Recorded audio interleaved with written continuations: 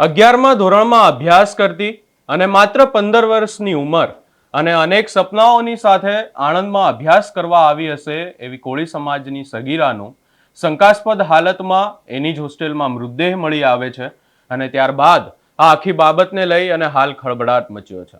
શું છે સમગ્ર મામલો એની વિગતે ચર્ચા કરીશું. નમસ્કાર, હું છું ઉજ્જવલ અને આપ જોઈ રહ્યા છો નિર્ભય ન્યૂઝ.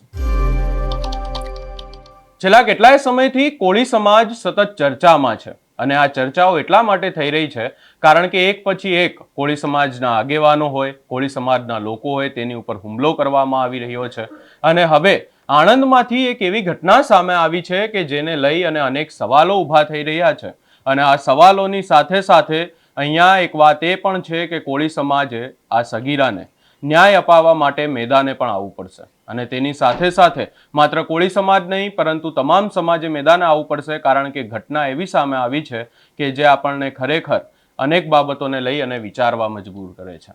તારાપુર ફતેપુરાની એક 15 વર્ષની સગીરા કે જે આણંદમાં તેનું ગામડું છોડી અને અભ્યાસ કરવા માટે આવે છે, તેને અનેક સપનાઓ હશે ને એને અનેક આશાઓ પણ હશે, પરંતુ એક ઘટના એવી સામે આવે છે હોળીની રાતે કે જ્યાં તેનો શંકાસ્પદ હાલતમાં એની જ હોસ્ટેલ એટલે કે આણંદની કસ્તુરબા હોસ્ટેલમાં મૃતદેહ મળી આવે છે અને ત્યારબાદ આ બાબતને લઈ અને અનેક સવાલો એટલા માટે ઊભા થઈ રહ્યા છે કારણ કે જે હાલતમાં એ મૃતદેહ મળી આવ્યો એને લઈ અને અનેક ચર્ચાઓ થઈ રહી છે. એવું કહેવામાં આવી રહ્યું છે અને પોલીસે પણ એવું કહ્યું છે, પંચનામું કરી અને પોસ્ટમોર્ટમ કરવામાં આવ્યું છે અને વાત એવી સામે આવી રહી છે કે એ જે સગીરા છે એણે પોતાનું જીવન ટૂંકાવ્યું છે અને એના કારણે આનું મૃત્યુ થયું છે. પરંતુ અહીંયા ક્યાંક ને ક્યાંક આખી બાબતને લઈ અને વાત હવે સામે આવે છે. કોળી સમાજના આગેવાનો અને પરિવારના લોકો દ્વારા એવું કહેવામાં આવી રહ્યું છે કે એ દીકરીએ પોતાનું જીવન નથી ટૂંકાવ્યું પરંતુ તેની હત્યા કરવામાં આવી છે. એવું એટલા માટે કહેવામાં આવી રહ્યું છે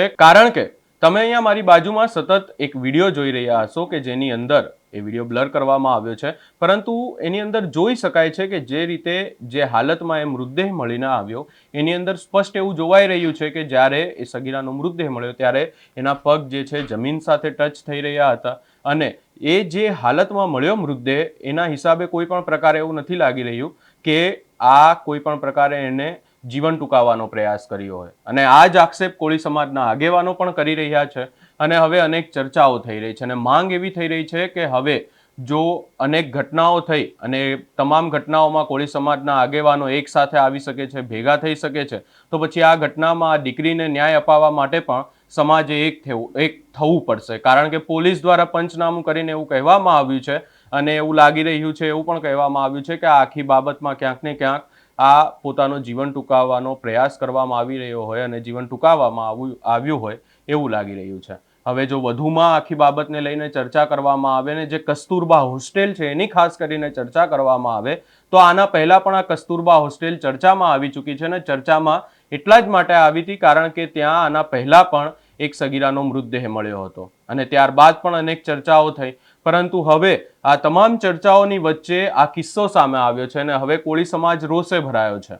અનેક આગેવાનો પણ મેદાને આવ્યા છે એવી વાતો થઈ રહી છે અને વાત માત્ર ને માત્ર એટલી જ થઈ રહી છે કે હવે આખી આ બાબતમાં આ જે કોળી સમાજની સગીરા છે એને ન્યાય મળે. હવે જોવાનું રહેશે કે આગામી સમયમાં ન્યાય અપાવવા માટે કોળી સમાજ શું કરે છે કારણ કે આપણે જોયું છે કે અનેક કિસ્સાઓ એવા સામે આવ્યા કે જ્યાં આખો કોળી સમાજ ભેગો થઈ ગયો.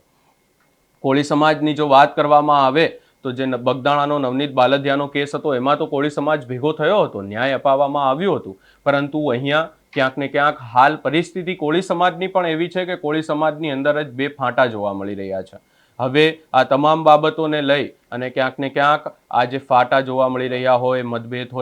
હોય, આ તમામને બાજુમાં મૂકી અને જોવાનું રહેશે કે કોળી સમાજ એક થાય છે કે નહીં અને પોલીસ દ્વારા આગામી સમયમાં આખી બાબતને લઈ અને શું ખુલાસા કરવામાં આવે છે, શું આ સગીરાએ પોતાનું જીવન ટૂંકાવ્યું છે કે પછી તેની હત્યા કરવામાં આવી છે, એવા અનેક સવાલો હાલ ઊભા થઈ રહ્યા છે. આ આખા કેસને લઈ અને આગળ પણ અમે તમને અપડેટ આપતા રહીશું. અમારી ચેનલ નિર્ભય ન્યૂઝને લાઇક, શેર, સબસ્ક્રાઇબ કરવાનું ભૂલશો નહીં.